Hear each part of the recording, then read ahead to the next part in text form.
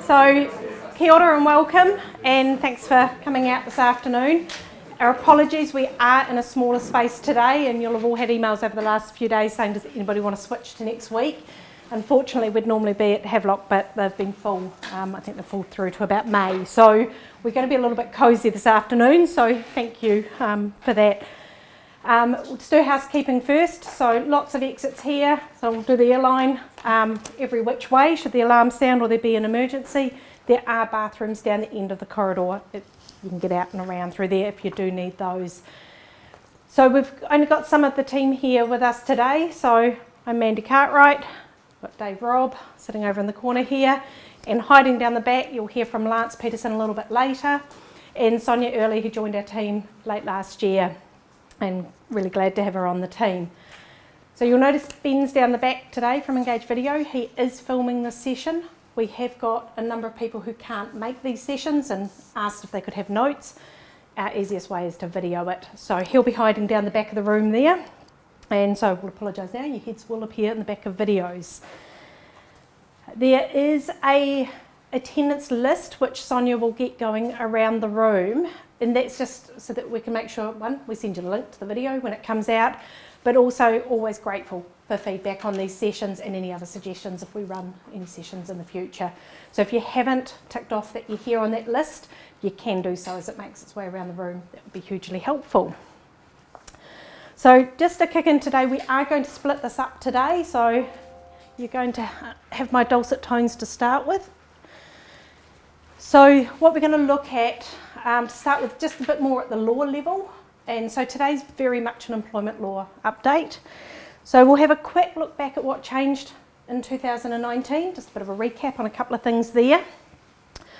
2020, what do we know? What's sitting on the table at the moment? What's coming? We're going to very quickly touch on coronavirus. We're very fast becoming up to it in coronavirus, but just some things to be thinking about at this point. Dave's going to talk about some of the cases of interest of 2019. So these are cases that have been through the courts, but have got a bit of application to everybody who's here. Lance is going to talk about a couple of cases that we've helped with, and just some of the learnings coming out of that, and just some of the other trends of what we're seeing. So that's what we're going to kick into today.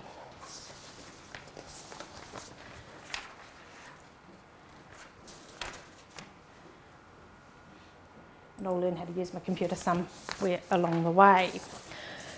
So really quick recap back on 2019. We had the amendments to the Employment Relations Act come in. The majority of it was around collective bargaining and collective aspects. The two bits though that were really pertinent to all employers, the first one being rest and meal breaks.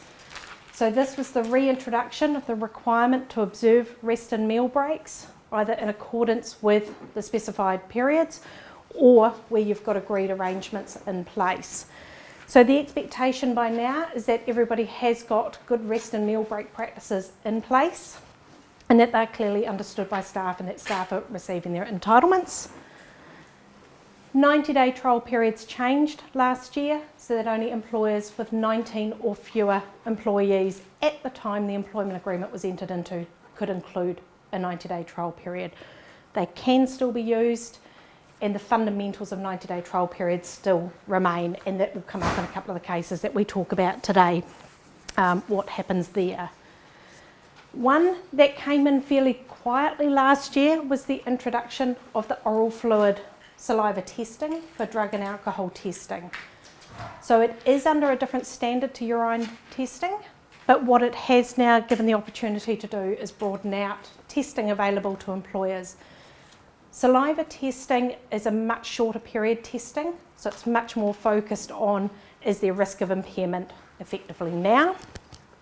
So a very different approach and a very different philosophy to urine testing, which is more about what is approach to drugs and alcohol in the workplace.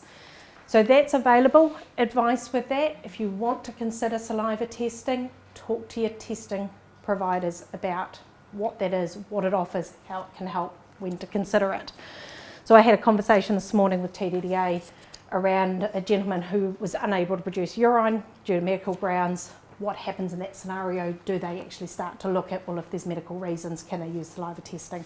So it's still very new. They're still feeling their way through what that's going to look like in practice, but the machinery and calibration is all there now. Also in last year was the Domestic Violence Victims Protection Act. So this was allowing people who were affected by domestic violence for up to 10 days paid leave each year. So that's now in force and up and running. And we had the first of another round of minimum wage increases last year, which is our current $17.70 an hour. So not a huge amount in place for last year, but it starts to set the scene for this year, heading into election year. So 2020, so we've had a look at what do we know is already happening and bubbling away in the background. So again, minimum wage going up to $18.90 on the 1st of April this year. Trading wage comes up 80% of that as well.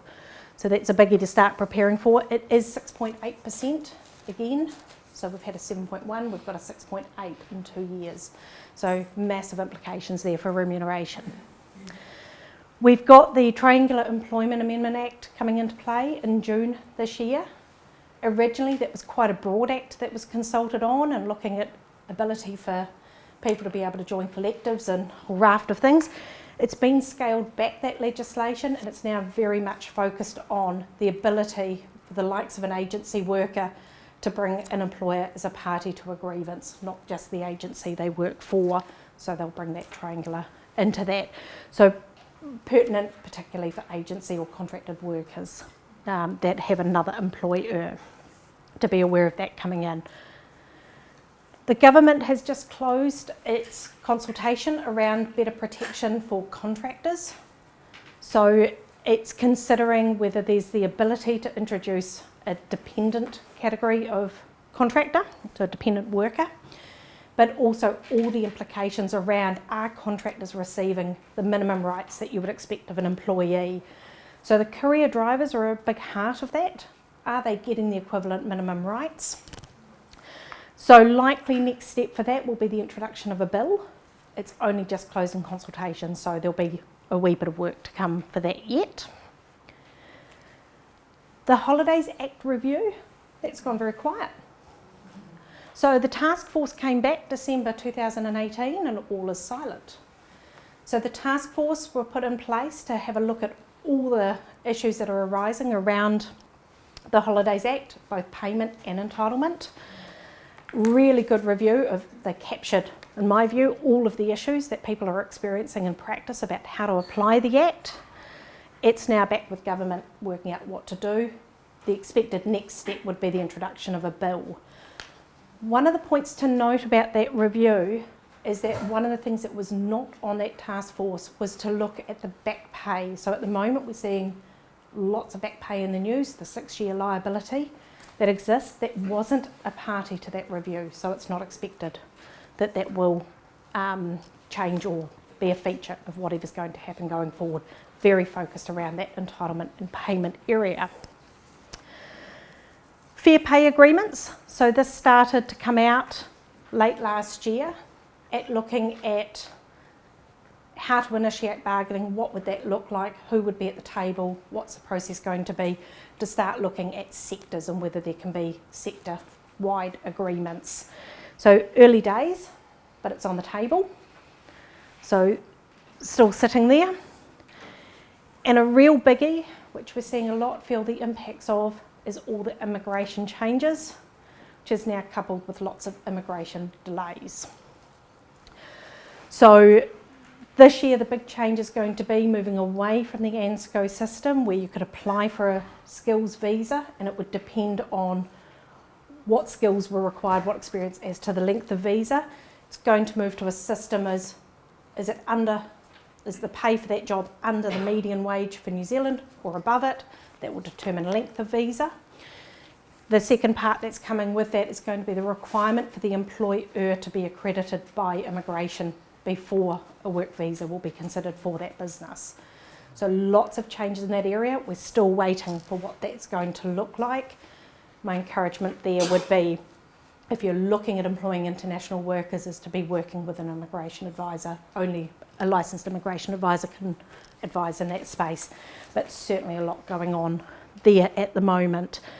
Likewise, because of the delays at the moment, the China office is shut. They have reallocated the work from those 130 workers. They're using that as a bit of a smokescreen. But what it's meaning is that the processing times have really been pushed out. So where there's workers on visas, it's making sure their applications for renewals are going in very early if that's something that they are looking at.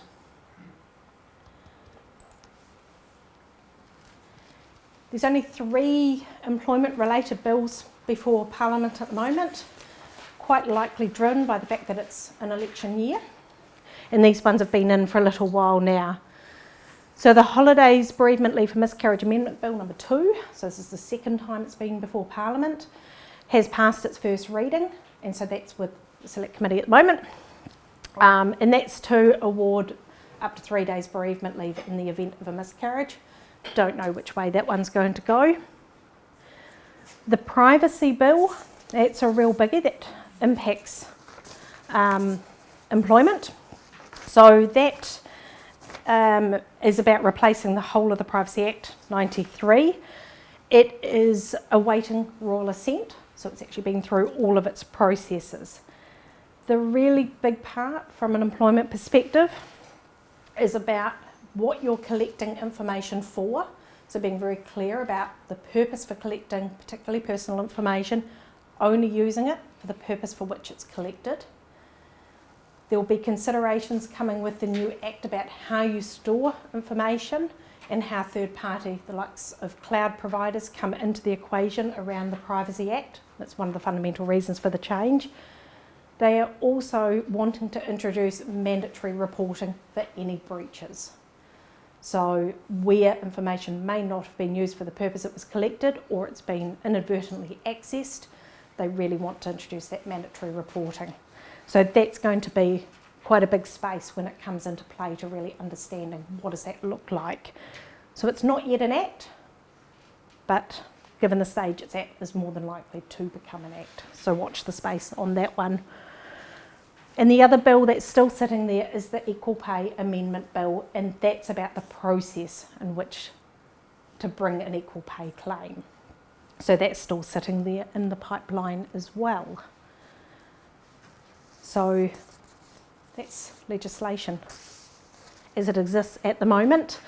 And as I say, with election year, it'll be really watching that space around what's each party's 100-day promises, what are they looking at fundamentally as part of their election pitch. Any questions around legislation as such? Comfortable with that? With the immigration one, before they hire, they would have, or in this foreseeing what they're going to change, you would have had to have been approved yourself and then you can hire? Not necessarily, because they haven't brought it out yet, but to get a visa, so once they bring accreditation in for all employers, then the employer will be required to pass accreditation. And I'm not expecting that that's going to look much different to other accreditation processes that already exist, slightly watered down, I suspect, for low numbers. And so they want to know, have you got good business practices in place? Have you got employment agreements? Do you have basic policies? Do you run good financials? Do you run a good business? So for those that are fortunate to have gone through either accreditation or the likes of RSE accreditations, there's a pattern and theme across what's already in place for those employers. But I suspect it'll be a slightly watered down version. Any other questions? I talk about our wonderful world of coronavirus. So second case, now confirmed in New Zealand. We don't know what that's going to look like, but the questions are starting to come up. What do we need to think about from an employer perspective? And there's a whole lot of questions that start to come with that. And so it's starting to think logically from the beginning what to be thinking about and taking back to your workplaces. So the first place is the obvious one, is monitoring the official guidance. It's our best source of information. World Health Organization is just about putting out daily updates at the moment. great source of information. MB, health centres, DHBs, and WorkSafe. So lots of avenues to be getting really good up-to-date information on what's happening with coronavirus. The challenge is having to think about the health and safety impacts of what this virus could look like in the workplace. So it's not only your own workers, it's visitors to your workplace, it's your workers who might be travelling for personal or work purposes, and just thinking through some of those practicalities, who's coming and what's in there. So in terms of the health and safety duty and responsibilities, it is exactly as it is for anything else. So it comes down to PCBU, person in control of the business unit, doing that assessment, what are the hazards, what can be done to minimise, isolate, what controls can be put in place, and sitting back and objectively looking at that on a case-by-case basis. Great time to get your health and safety people involved. We've had a couple of questions this week about international visitors, where they have come through and they're coming to the office. How do you check where they've travelled from, what their movements might have been? Have they displayed any symptoms that you need to be concerned about? In terms of people refusing to come to work, and I'm going to read it off my bit of paper because then I don't get it wrong. So your good faith obligations. So an employee can refuse to work if they have reasonable grounds to subjectively believe that the work they're required to perform is likely to cause them serious harm. A whole lot of words in there. So there is an ability to refuse work, but it's the reasonable grounds. There is a but in the health and safety legislation, which is that they must have attempted to resolve their concerns before they refuse to work. So if you've got employees who are saying, I've got underlying medical conditions which could be really impacted if coronavirus comes to this workplace, I'm going to self-isolate, your first port of call is to say, what are the measures that can be put in place? What do we know? What are we concerned about? What are the controls and measures that we can consider here? So this is a really good opportunity. We now know what it's doing around the world, just to be taking that time to say, what are all the things that could impact here, and what are some of the things that we could be doing in our workplace without almost stepping too far out the other way. The really big one is keeping communications. So if you're putting controls and measures in place, it's making sure your workforce know about it. So really important, so that if you know you've got visitors coming, you've done all the things that you should do in terms of checking your visitors and where they've travelled from. It's making sure that people in the office know we have got international visitors, we've checked them, and that's okay. Really important. So we have got employees at the moment who are heightened about the risks around it. So it's trying to keep that as measured as possible. But it will be about good faith. What are the options that are available? Can people work remotely? Can you isolate people? What does that look like? So any questions on coronavirus, as much as we know about it so far? I've been monitoring the Ministry of Health website. I was looking at it today because we were having a conversation about it, working about signage and blocking visitors and that kind of thing. I'm wondering at what step is it a bit alarmist? What's the appropriate cause? We're going to discuss it tomorrow, but there's nothing on the Ministry of Health website in terms of guidance for employers. It's about people travelling. It seems to be around everything else rather than directly to employers. Is there a better source of information than Ministry of Health? Because that's where the DHB is.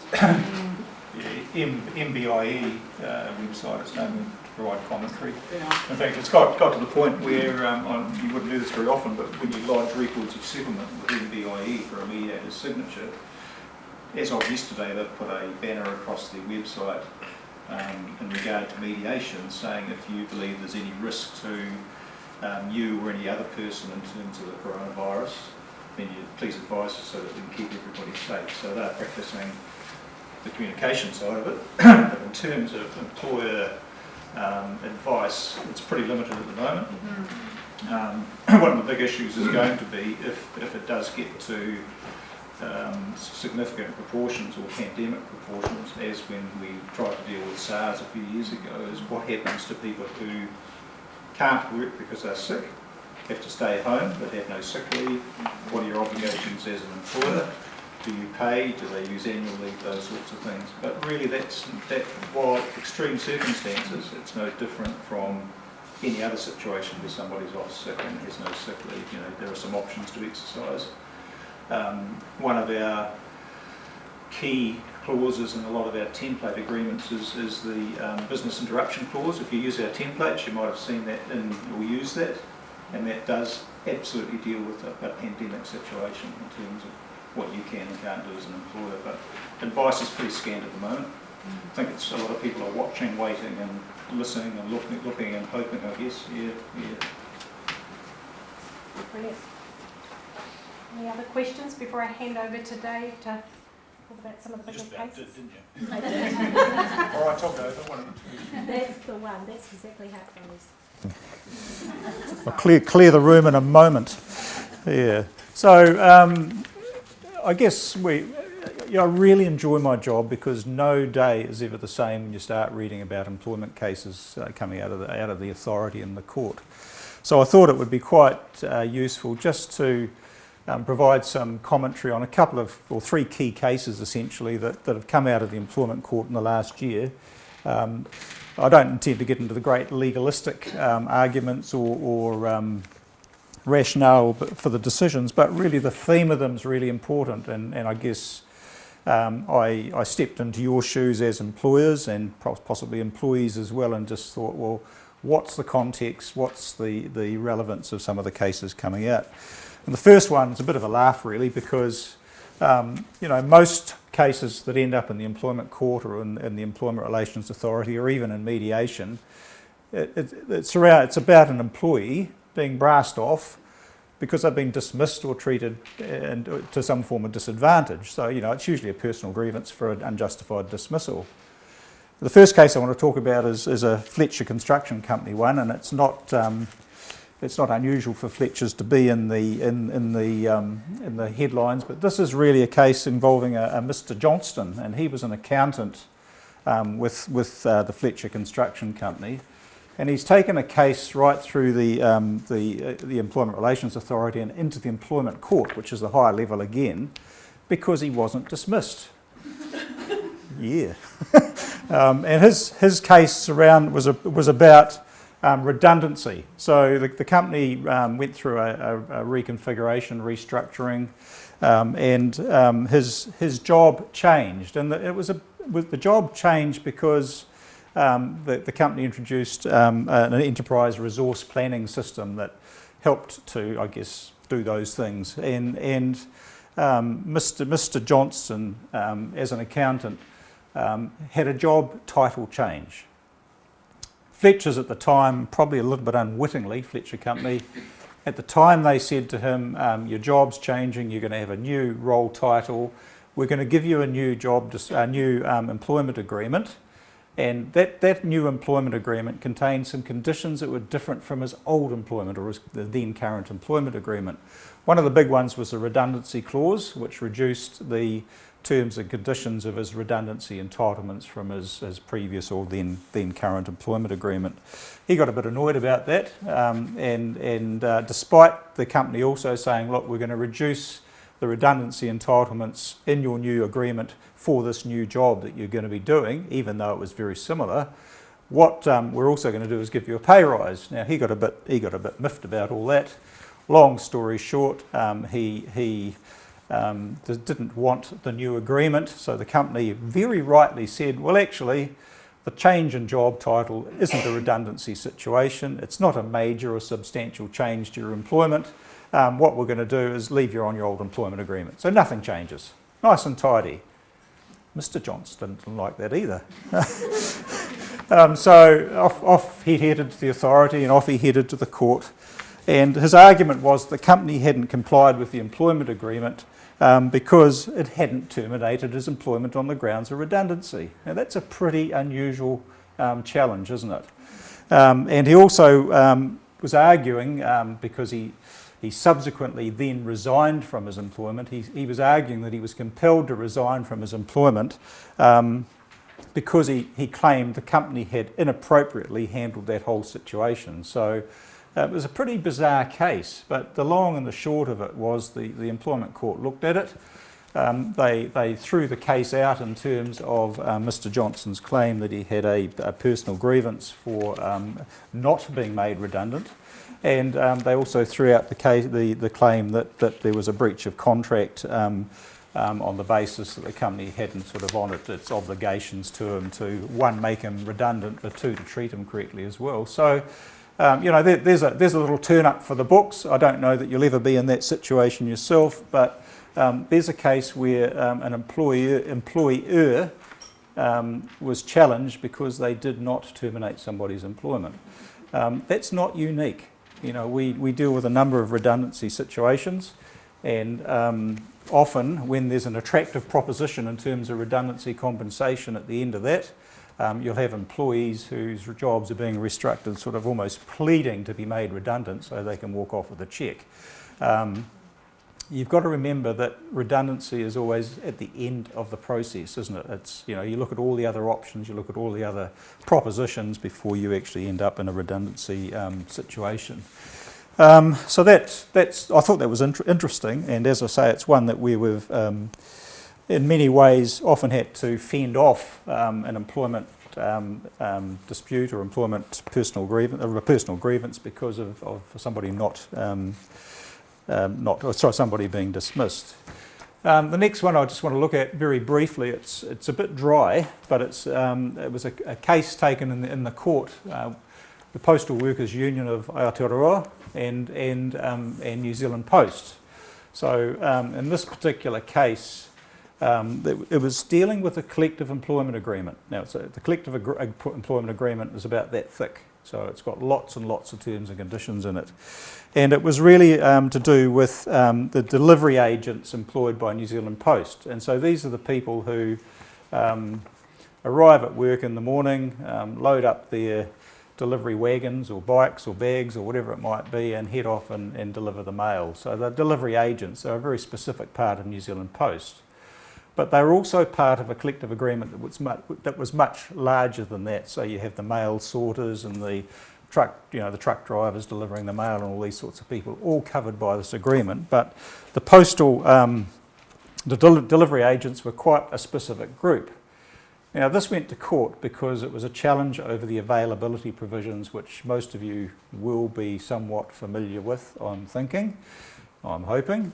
But that's really when there was a change in law which basically said if you require people to be available to work overtime or additional hours or flexible hours, you've got to provide compensation for that. What happened in this case is the union took this case on the basis that the delivery agents basically started at a certain time every day, but because of the nature of the work, you could never determine when they'd finish. They might have 1,000 letters to deliver one day, next day they might have 500, so the end point of every day was quite different. But the employment agreement said they were employed for 37 hours and 40 minutes every day. So that was the guaranteed time that they were paid. You know where this is going, don't you? So people finish early. They either had two choices really. One was to stay on and help other people finish their run or finish their work, to complete their day's work. Or often New Zealand Post would say to them, oh, you're finished for the day, go home. And they'd go home on pay, or not. The employment agreement for these delivery workers, delivery agents, also said that until you've done your 38 hours in a week, you don't get paid overtime. But the body of the collective agreement said that you get paid overtime after each day, after the ordinary hours each day. So what happened, a long story short, really was the union took this to court. The judges looked at it, or the judge looked at it, and they decided that the employment agreement was faulty, but the employer was not paying the availability payments in accordance with the law, because they were basically requiring people to be available beyond their ordinary hours every day, but weren't paying any kind of compensation for it. And it also went a step further, because they're also really saying to people, if you didn't have enough work on one day, we then take those unworked hours and transfer them to the next day and the next day and the next day until you'd worked your 40 or so hours in the week. So it was quite a complex case, but I guess what it's doing, it's demystifying the availability provisions for us, and it's codifying them for us as well in terms of what the Act meant, or what the lawmakers meant when they wrote the law. I guess the read from that case is availability is just not about zero-based employment agreements. It's also about that flexibility in terms of requiring people to work extra hours or extra days, and also working overtime. So if you're going to require people to work overtime, then that triggers the availability provision required by law, which means that there's got to be some consideration or compensation for it. So I guess the message there is just be careful in your employment arrangements, employment agreements, if you're requiring people to have those flexible work hours, flexible work arrangements, and you are requiring availability to work in that manner, you've got to have some form of compensation in the agreement. It's just not a negotiable. Any questions about that? Because it's been a fraught area of change of law. No? Good. I've obviously explained myself so well that I've sent you to sleep, but that's all right. And the last one, and again, this is quite a little cutie one, really. It's about the 90-day statutory trial provision. Now, some of you can't use that anymore. Some of you have probably never used it. But this was a case, Allied Investments and a person named Craddock. And in this particular case, the employment agreement was the reference point for the court's decision. And I'll just read the clause in the employment agreement, and you might pick up where I'm going to go with this. The clause in the employment agreement that Craddock, Ms. Craddock, I think it was, had with the Allied Investments read like this. If, during the trial period, we decide to terminate your employment, we will give you notice of termination before the end of the trial period. If we decide to terminate based on the 90-day trial, any notice period will not apply and termination may be immediate. It's not one of our clauses, by the way. So what you might pick up in that, or might have picked up in that, if you were listening and weren't asleep, is that essentially that 90-day trial clause is saying we can terminate you immediately, no notice. What's called a summary termination, or summarily terminating somebody. The court had a really good look at that, and it was quite a complex court decision. It's about 20 pages, because the court then had to unravel the intent of Parliament when it provided that change in law to allow for the 90-day statutory trial period, section 67A and B. And so they actually went into Hansard, they went into the parliamentary papers and the briefing papers to try and understand what Parliament meant when it talked about being able to dismiss on a 90-day trial. Again, the complexity I won't go into, but they also looked at law across the world, or I guess in the Western countries. They went to the UK and looked at law there in terms of, do you have to give a notice period when you terminate somebody's employment, or don't you? The bottom line is the court came out and said that the trial period in that particular agreement and the dismissal for that particular person, Craddock, was unjustified because there was no notice period provided on the 90-day statutory trial. Now, I guess that then says to us, whatever you're doing, if you are going to be either writing or implementing a 90-day trial clause in your agreements, you've got to have some sort of notice period. The court didn't go so far as saying how long that had to be, but it did say you have to have a trial period. You just can't march somebody out the door, no notice. So that was a pretty interesting little turn, I guess, in terms of the way the clause had been written, but also, I guess, interpreting the intent of Parliament, and also, I guess, again, describing to us what we need to do if we do terminate on a trial period. You must give notice In some clauses it's a day, others it's a week, others it's longer. But again, the court, if there's a challenge around these sorts of clauses in employment agreements, or the law as it allows those clauses to operate, then the court's going to unravel the mystique behind the words, and it's going to come out and dictate exactly what has to happen. So what I'd do is just implore you to be very careful about terminating on the 90-day trial. I know our clauses in our standard agreements certainly provide for notice, but in that particular case, the irony was the summary dismissal on a trial at the end of or during a 90-day trial period. So what we've got with the 90-day trials now is quite good clarity. You know, you've got to sign up somebody on a 90-day trial clause before they commence employment. It's got to be a condition of their employment agreement, i.e. in writing.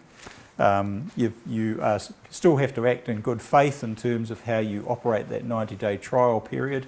And I guess in conclusion, now we've got a very, very clear guidance from the court in terms of if you are going to give notice on a 90-day statutory trial, how you've got to go about doing it in terms of actually giving notice. I guess the other thing I'd say is that don't forget you can usually pay that out if your employment agreement allows for that as well. So rather than somebody working out their notice, as is typical, you can providing the wording provides for it, you are allowed to pay that notice out in lieu of it being worked out.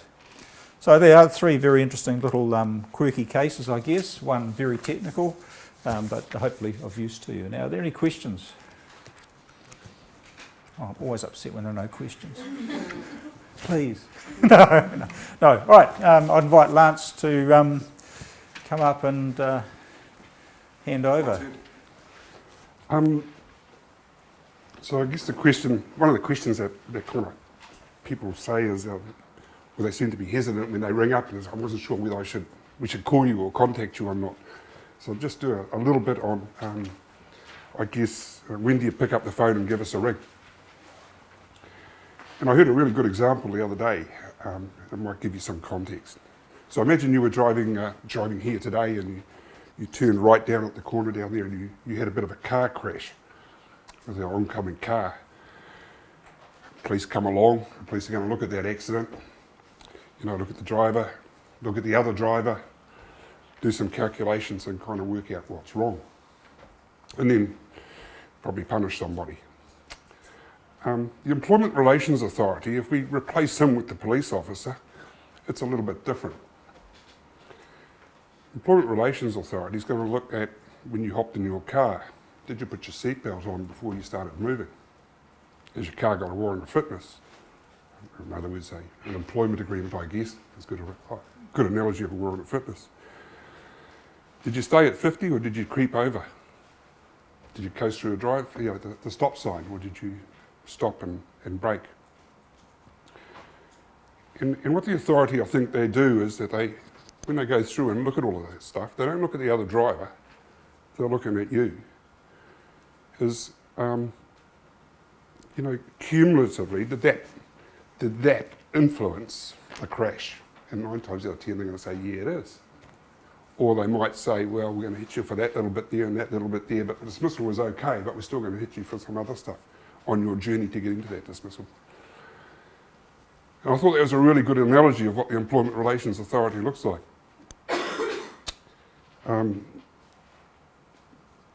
So when do you contact us? I guess you contact us before you take the journey. If you think you're going to make a decision or it's something that's going to affect the employer's employment, give us a ring. And what I'm talking about there is serious misconduct that could lead to a dismissal, or it could lead to a final written warning if you're working through a restructure, putting someone on a PIP plan, those types of things. Just give us a call and let us be your Google Maps to see if we can find the right track. Let us be your AA so we can make sure all the roads are safe. Yeah, and if you want, we can be your Uber driver as well.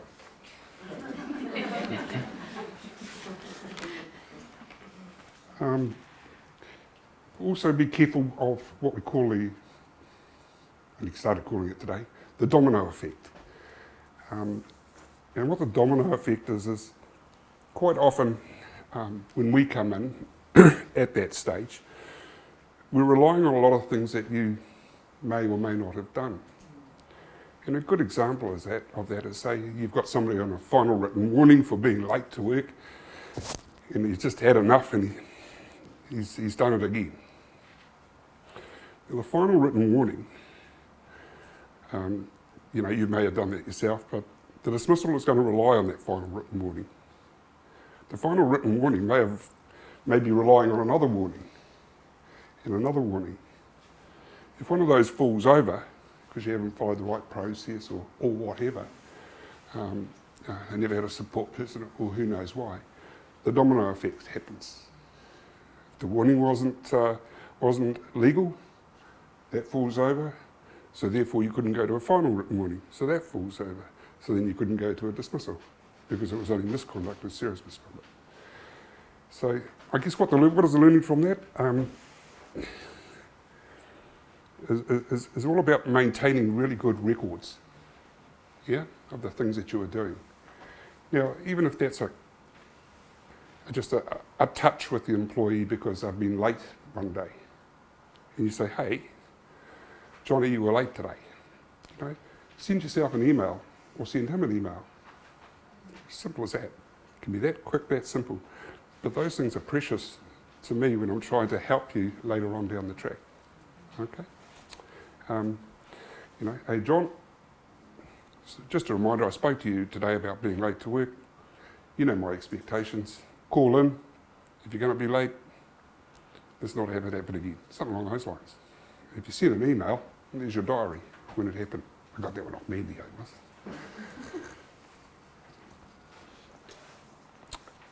A couple of examples, I guess, where things didn't go right that I've been involved in the last year. One was a mushroom place, not local. And we didn't get involved until, the employment relationship had ended. A lawyer had got involved, a personal grievance had been raised. The owner, who was quite elderly, thought he could deal with himself. Minutes of previous meetings were handed over that they were the employer's minutes, and they didn't help in the long run. And we got involved at the mediation stage. Quite a unique owner, and he was an engineer, so any engineers here? They're great problem solvers. And so he would like to solve his own problems or design things himself, including employment agreements. And it was 2 pages long. And it was unique. That's how I kind of described it in the defence. It was unique. Weirdly enough, it kind of ticked all of the requirements just. And even though the lawyer on the other side claimed it was an illegal employment agreement, we actually won that bit of it. We thought there was risk there. We thought the risk was worth about 10K. And so we put in defensive mechanisms. If it's sitting about 10K, then we're sitting about right, and we can use that if we lose the case to say, well, we shouldn't pay any costs. And I guess it's going to go on to something I want to cover shortly, that turned out to be a bit wrong. Okay, and the cost was up around about 18K, just in compensation. And all it really happened there was a couple of conversations. And the conversations were, the employment agreement says you're a production worker, but, aiming towards being a supervisor. But I don't think you've got it as a supervisor. You're not going to get there. So, look, if you're telling you that now, and, if you want to look for another job, I'll pay you out a month's notice, and whether you work it or not, I'll pay you a month's notice. And that was quite a good conversation, if done slightly differently and tick the right boxes, and come at a huge price. So that was one.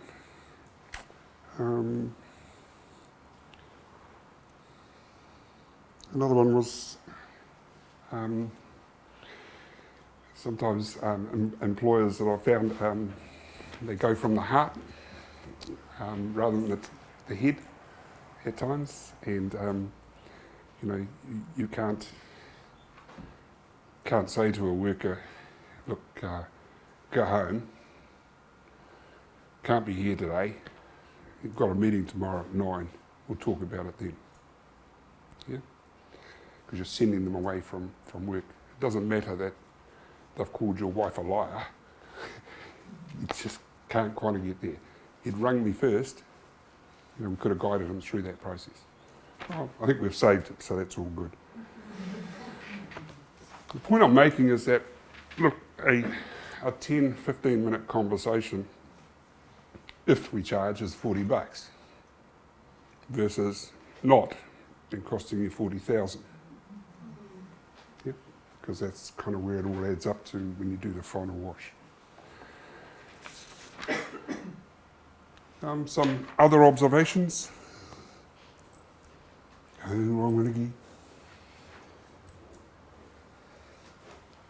We're seeing a lot more requests for access to correspondence and records. I think one of the reasons that happens is that employee advocates, they work in a huge vacuum. They don't have information. The only information they have is what the employee has told them. That's the best case scenario. The advocate wants to confirm what has happened and what the process is. The worst case scenario, of course, is they are going dredging. And they're going dredging to find whatever they can, and they write a personal grievance that has everything in there, every little disadvantage that you can think of, hoping that one or two of them will stick or scare you. But we are seeing that a lot. I think we even got one case where it's before the authority at the moment, where the advocate for the employee is asking for disclosure of the correspondence between us and the employer, to try and find stuff. The lesson there is, you know, be really careful what you put in writing and email to each other, at work or to us. You know, I want to get rid of the thieving bitch. It's probably not good. You know, can we get rid of him by making him redundant? You can say things, if she's guilty of being a thieving bitch, we'll get rid of her. Okay, so just be careful how you phrase things and make sure that it doesn't show that you're starting to predetermine what the outcome is. You can talk about potential things. If is a good word. But we're getting more and more of that. Non-solicitation or restraint of trades. A lot of employers are wanting to rely on those things now. Got some notes here about it, because it's an unusual bit of law, and restraints of trade are what's called contrary to public policy. You know, they interfere with a person's liberty, their ability to work and earn a wage. And so the starting point has always been they're illegal. But then again, you know, judges, one judge has turned around and said, look, gone are the days where the employee can rely on that and pay lip service to restraint of trades. They have got something there, you know. You've come to an agreement about it. They can't pay lip service to it and just anymore. So there's some main essentials that they have to have, and I think ours cover those, you know, very well. But just to remind you what they are. So there must be a proprietary interest, is what they call it. So it's not there just to limit somebody going into competition. And generally, there's three worthy things of protecting proprietary interests. One is your trade and customer connections. So if the employee doesn't ever talk to your trade and customer connections, would you have a restraint on them? You know, is that reasonable? Are you protecting anything? The stability of your workers, and that's got more to do with making sure that they aren't poaching your workers. Yeah? So that's a non-solicitation type restraint. And then trade secrets. You know, your intellectual property and those types of things. Yeah. They've got to be reasonable, these restraints, at the time of signing the agreement. I have seen one, not one of ours. The person was put on a 3-month restraint of trade, and they were paid minimum wage as a labourer. You know, so I'm not too sure how that would stack up. And so they're seen as reasonable in a number of areas, and that's one of them. The duration of it, you know, you can't have it for this extended period that goes on. If it's a non-solicitation of your clients, then how long should it be? Well, got to give yourselves enough time to make contact with those clients and rebuild that relationship. We hear about 3 months is about normal, but you know, it can go out further to a year. But that's what you would use as determining how long that restraint of trade should be in effect. The nature of the business and the person's role in it, and roles can change. So you know, if you are promoting somebody into a senior or a management role, you can introduce a restraint of trade, or you can change that restraint of trade. You look at the geographical location. Are you restraining them for the Hawke's Bay? Are you restraining them across New Zealand? You've got to have something in there. If you haven't got anything in there, it means you're restraining them for the rest of the world. and it won't be legal. I mentioned the consideration.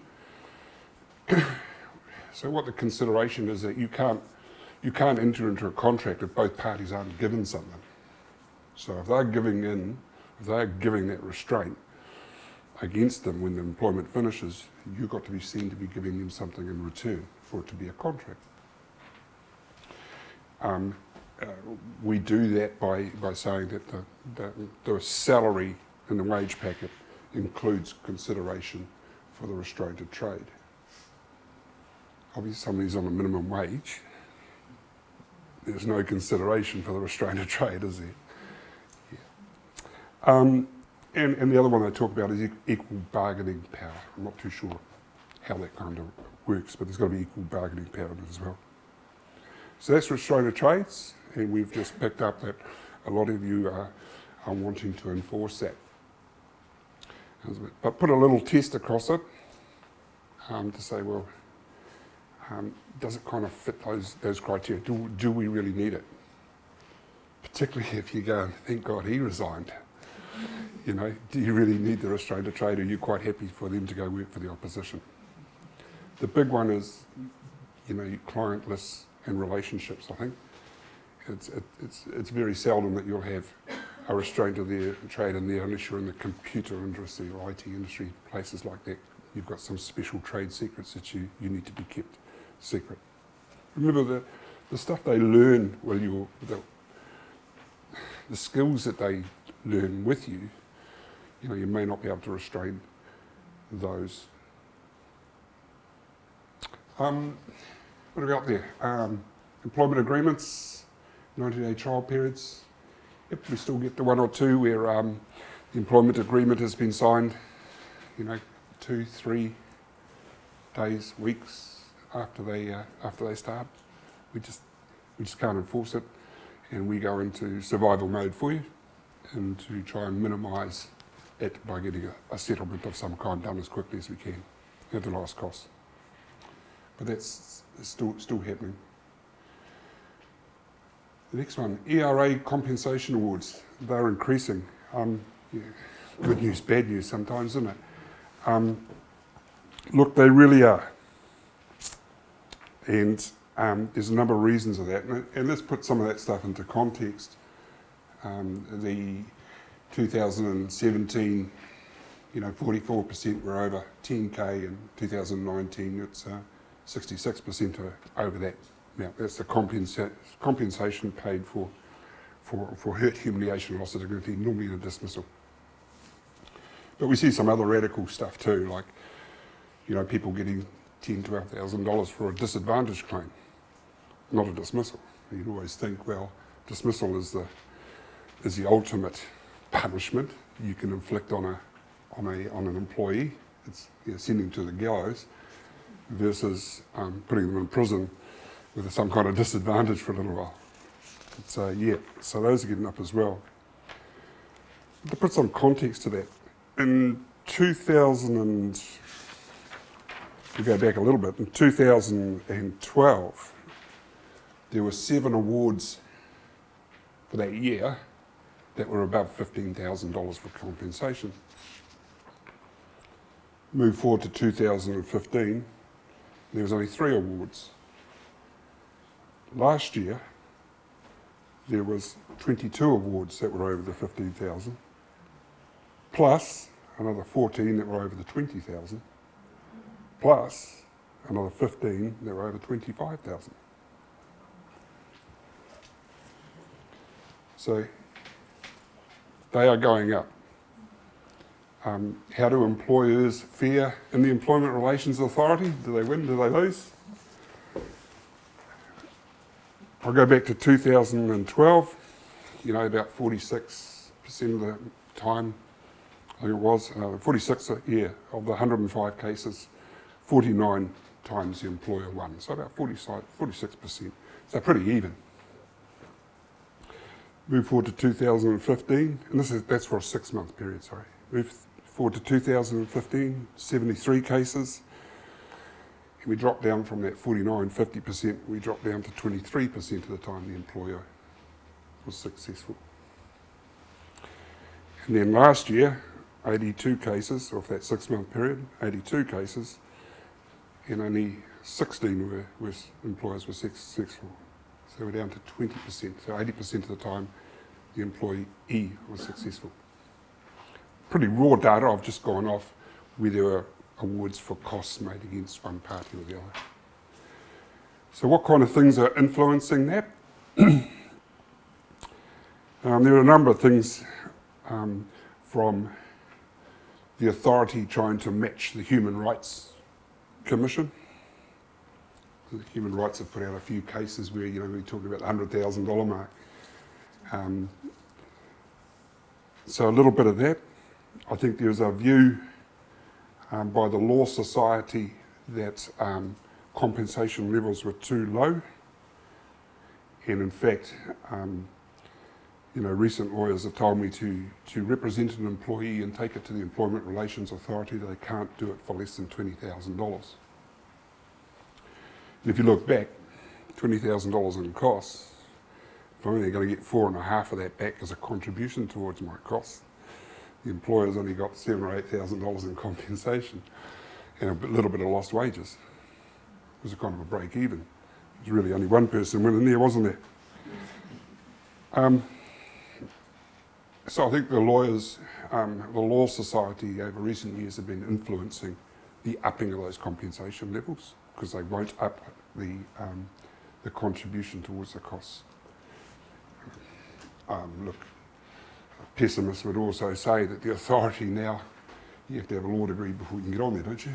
Yeah, I'm not saying there's a correlation there, but no lawyers here? Rach, everyone's got a personality. Look, the Labour Inspectorate, they have been tasked and they've been given power and additional resources to hunt out vulnerable workers that are being taken advantage of. So I think that those stats I read out has influenced greatly. They're taking more cases of people that are from almost in slavery and things like that, and they're coming down really hard on those people, which is good. We also got to consider the political environment that we're in now, and where we're at. I think unions probably have a an influence on what happens and what government directs the ministries to do. And of course, the current government is based on employees. It's come from, the honest working man, and so the employees. And there's always that belief there that when somebody loses their job, it has a huge impact on them and their family. And that's quite true. I guess as employers, you kind of dictate how people live, and it is the ultimate thing is to lose your job. So that's probably some of the reasons, either collectively or whatever, why we're seeing these compensations rise quite considerably. So, from 3 to 5, 15 years ago is the average compensation. We're now at the look. It really depends. I just told you a case that I dealt with where great employer, in his 70s, worked hard, paid all the sick leave out when people finished up with him, paid time and a half for extra hours worked where he didn't have to. I'm not sure why he was doing it. Paid above the minimum in holiday pay. Made a little mistake and gets pinged for $18,000. I read another case up in Auckland where a person, he may have read it on stuff, applied for a role as a truck driver. He was elderly, late 60s. Went through the induction and everything, and then he wasn't being called to work. And after about 6 days, he said, text his boss, look, it's been 6 days, you haven't had any work. Is that the job over? He says, got a response back, oh yeah, look, we're probably looking for someone younger and a bit fitter. So no hard feelings. Yeah. He got $6,000 in compensation. The authority member himself up there says, that's a breach of the Human Rights Act. He got $6,000. So sometimes there's no rhyme, reason and rationale for what that figure looks like. The only last thing I want to talk about very quickly, are we right for time? Happy for me to go on? Another current one, I guess, is theft, and particularly of money. So that's happening a little bit. The amount isn't a little bit. The number of cases are a little bit. And just a couple of things that we've noted there is that when you haven't got the right controls and measures in place, it's easy to get away with. So in this particular case, she looked after the floats that I'm just finished dealing with. And but she had total control. She put it in the safe. She reconciled it all. She brought it out and put it in the tills. There was 2 floats, one safe over here and one over here. She did the reconciliations and told the boss what those reconciliations were. She had total control of everything, and she'd actually put herself into that position. There was no checks and balances anywhere in that whole process. And it was only by chance, because she was away one day, and they'd run out of money, so they went to the safe went to the float that was in the safe. It was meant to be $20,000. Wasn't there. Yeah. And of course, she says, oh, look, it happened 3 months ago. I got distracted and the safe was open or something like that, and somebody stole it. Which is, not too bad. So what do you do in those kind of situations? You just please check to make sure you've got those checks and balances, that somebody else is counting the money. That doesn't, relying on one person, but there's 2 or 3 in that process. What do you do if that happens? The first thing you can do is you can guarantee yourself that what you've identified, the 20,000, is likely to be a lot higher than that. Yeah. One we had when I first started, and that was over a year ago now, or about a year ago. That started off at 14, and I think it ended up 60 something, more than that. what's interesting is that she, even though she's pleaded guilty in the courts, it still hasn't been sentenced yet. That's how long that takes. What do? Look, the first thing you do is suspend the person. You give us a ring. Very easy process. You can do it yourselves. We'll just tell you how to do it. It takes about 15 minutes. Because you want to protect the evidence. You want to protect other witnesses. And you want to make sure, well, you tell her that they're protecting him in case more money goes missing, they can't be blamed for that. So protecting them as well. And next thing you do is you check your insurance. 2 counts. Do they cover that loss? And do they cover the potential personal grievance that might come? And then we get rid of them as quickly as we can. And then we hand it over to the police. Why we do it as quickly as we can is that double jeopardy situation. When you're dealing with the police, she's got the right to silence. Doesn't have to say anything. When she's dealing with you, she's got the responsibility to act in good faith and be communicative with you and give explanations. And those two things kind of don't trade off, eh? And the last thing you want is her on the books for the next year until the police and the court case is finished. So we move them out as quickly as we can. Not normally for theft, but you can look at other things. In that particular one, it was not reporting the theft. It was, in fact, she admitted that she'd put money in to put, to try and, I don't know why she was putting money back in. Thought she was responsible because she had left it insecure, so she was putting money back in, but then she would take it out again. So she was actually being deceptive and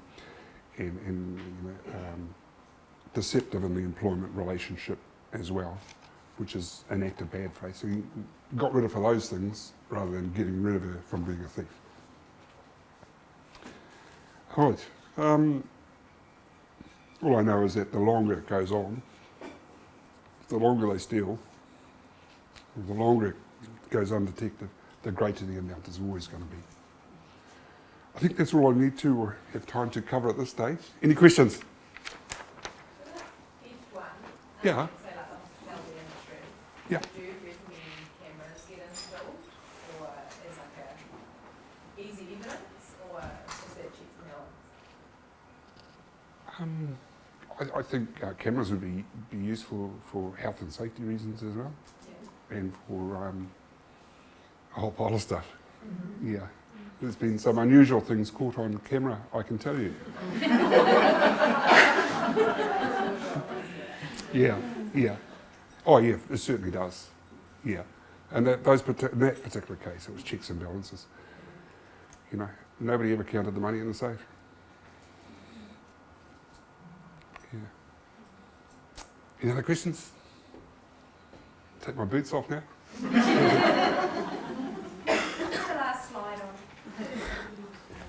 Oh. For those of you who haven't seen this advert popping up in the last month, Can you read that? how not to do HR.